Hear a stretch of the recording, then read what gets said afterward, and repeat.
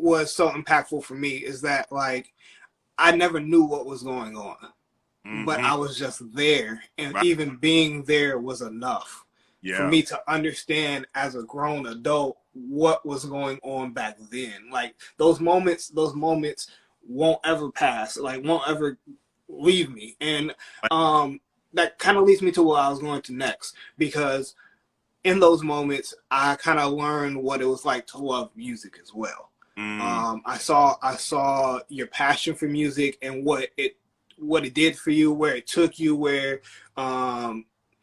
hearing my parents would go on to this country, or seeing them on this stage, or just different things like that. I learned to love music, and I think that you taught a lot of people to love music during that time.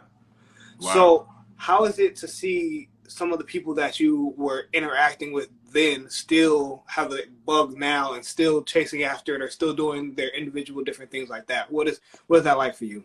Man, it brings me so much joy. I mean, one of our singers, Aaron Cooper, he's gone on to be a youth pastor and pastoring and preaching.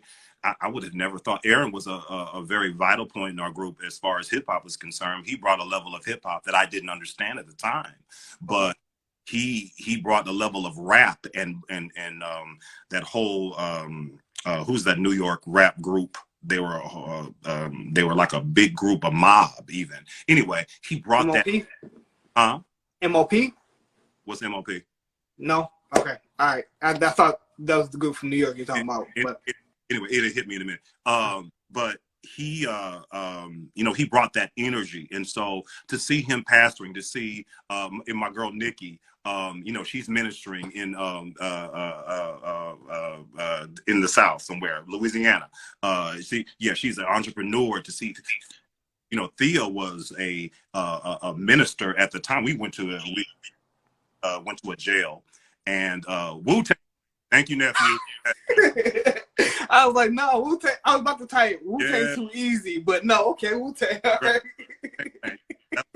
Nikki, she's and Thea still ministering. We did a concert at a jail, and Thea opened her mouth and began to minister, and it was powerful. And it was, who knew, and she brought that. Even my road manager, Drea. She would just follow us around and do all the little road manager things that needed to be done. And we keep the group together and organized, to see her being able to talk about Jesus and to know her praise, to see your dad, minister at the level he ministers to, being over a department at a church, and to see your mom, lead women and inspire women, Venden, pastoring, and Steve. Let me tell you something. Everybody thinks Steve is this little shallow guy who likes to do reggae. Let me tell you, Steve will pray the room down, and his prayer it comes from such a real place that you just end up crying because it's just so real, because he talks to God like he talks to me.